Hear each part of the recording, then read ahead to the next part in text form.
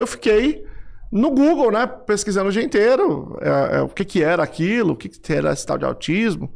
Eu fiquei incrédulo no primeiro momento do diagnóstico. E aí eu encontrei muita informação ali no Google que eu fiquei lidando com ela. E aí depois de alguns anos que meu filho não avançava nada, eu decidi mudar de área de pesquisa. Eu já era pesquisador, mudar para estudar o transtorno do espectro autista.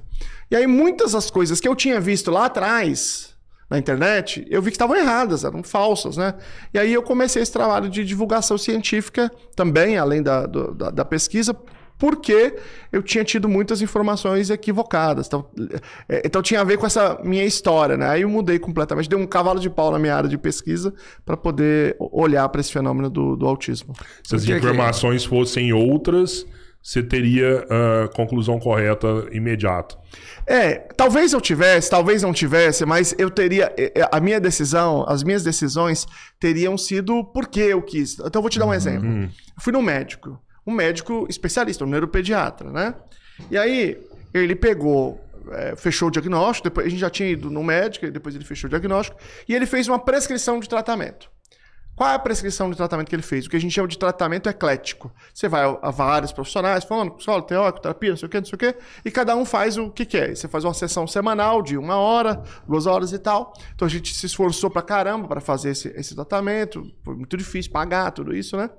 Bom, mas a gente manteve porque era uma prioridade. Hoje, eu sei que tratamento eclético, ele é equivalente a ficar em casa. Ele não tem efeito nenhum. Se o médico tivesse me chamado e dito, Luciano, é o seguinte, ó, presta atenção. Tem um tratamento aqui, chama tratamento eclético, e tem essas pesquisas. As pesquisas dizem que ele não funciona, mas eu acredito nele. Então, ou você faz isso, ou você vai buscar outra coisa. Eu teria de buscar outra coisa. Ou talvez não, talvez eu teria dito, não, então vou acreditar eu vou acreditar também e vou lá. Mas eu teria tomado a decisão.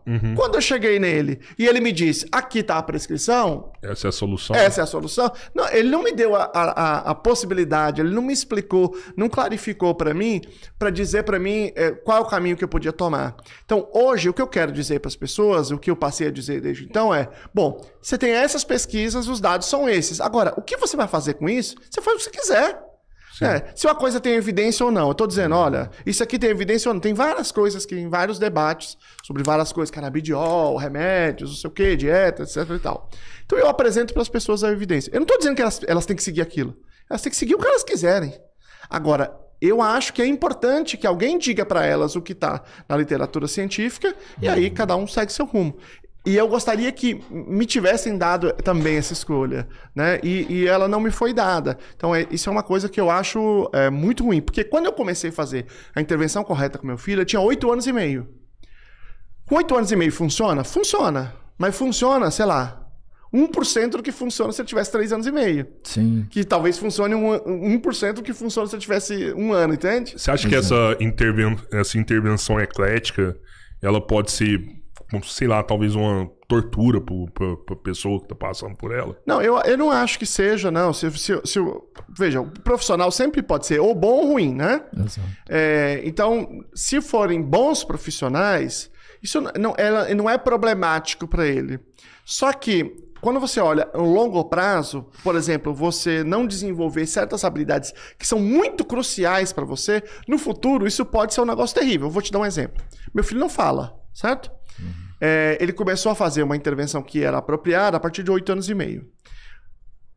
Nós só temos uma pesquisa sobre a probabilidade de um indivíduo falar após os 6 anos. Só uma, que é do Pickett e outros, não sei se fala assim, que é com K, né, diferente do Piquet. Pickett e outros, 2009, é a única. E a probabilidade dele falar depois de 6 anos é de 0,1%. Essa pesquisa tem um monte de problema, mas é o que a única coisa que a gente tem. Bom, meu filho começou com 8 anos e meio. Então, a probabilidade de ele vir a falar é muito baixa. Mínima. Não quer dizer que ele teria falado se eu tivesse começado cedo, mas a probabilidade era muito maior. Agora, você imagina como é a vida quando você tem dor e não consegue falar. Quando você passa por alguma coisa e não consegue falar. Quando você está, sei lá, por algum motivo você está se sentindo mal sensorialmente, você não consegue falar. Então, veja, é terrível para a vida do indivíduo. E muitos desses indivíduos que estão recebendo prescrições erradas poderiam desenvolver habilidades cruciais, como a fala ou outras habilidades sociais, e que eventualmente não desenvolvem porque não tem acesso à intervenção. Eu te perguntei isso de tortura porque, por exemplo, meu moleque, quando ele era novo, muita gente fala, pô, leva o João lá, eu acho que o João pode ter alguma coisa, tudo, né? E ele passou por diversas intervenções, diversas.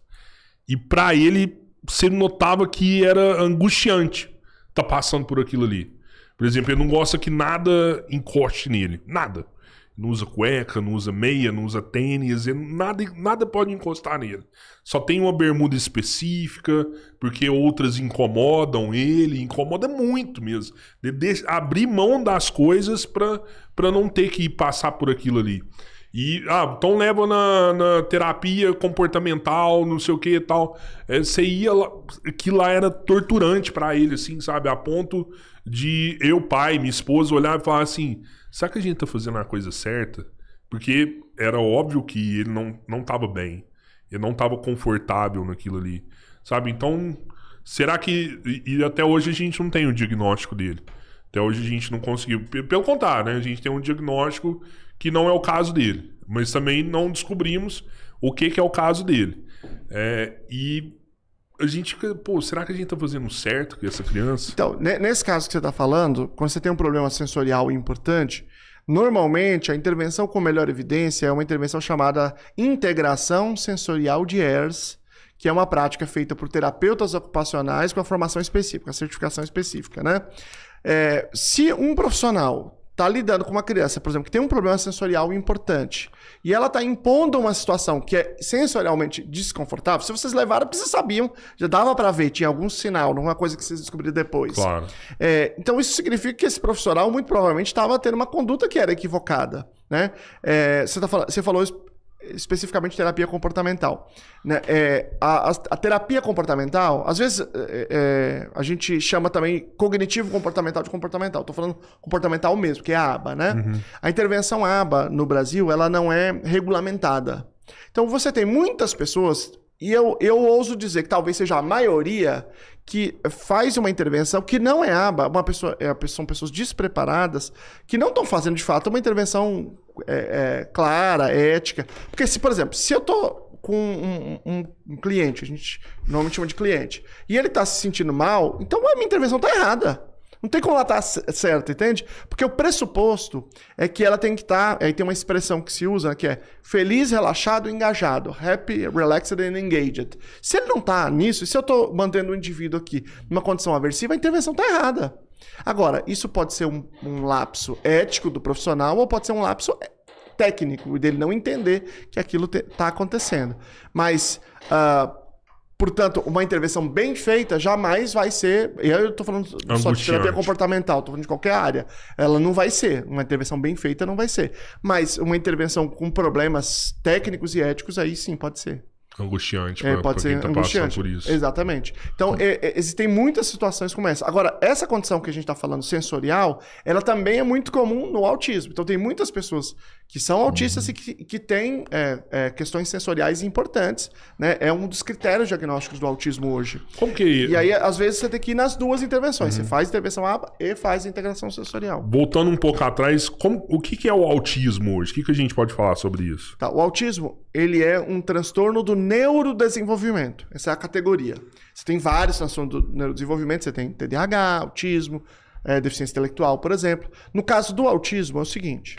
Você observa aquele indivíduo e ele tem que ter prejuízos em duas áreas. Ele tem que ter um prejuízo na comunicação social. Aqui envolve várias coisas. Envolve problema na reciprocidade socioemocional, fazer e manter amigos, e você ter problemas na comunicação não verbal. E você tem que ter prejuízos também naquilo que é o comportamento fixo e restrito. Você tem 4 coisas. Estereotipias, que são movimentos ou sons repetitivos, inflexibilidade, um hiperfoco em certas coisas e prejuízo sensorial. Desses 4, você tem que ter 2 deles. Então, os 3 do primeiro aqui, tem que ter os 3. E desse aqui tem que ter 2 desses 4. Como é que você faz isso? Você faz em geral, trabalha com protocolo de avaliação. né? E se esse indivíduo apresentou esses comportamentos, em um nível que é prejudicial para ele, então a gente diz que ele é uma pessoa com autismo. Veja, eu não estou dizendo sobre a causa, porque a causa é multifatorial. Eu estou olhando sobre o comportamento.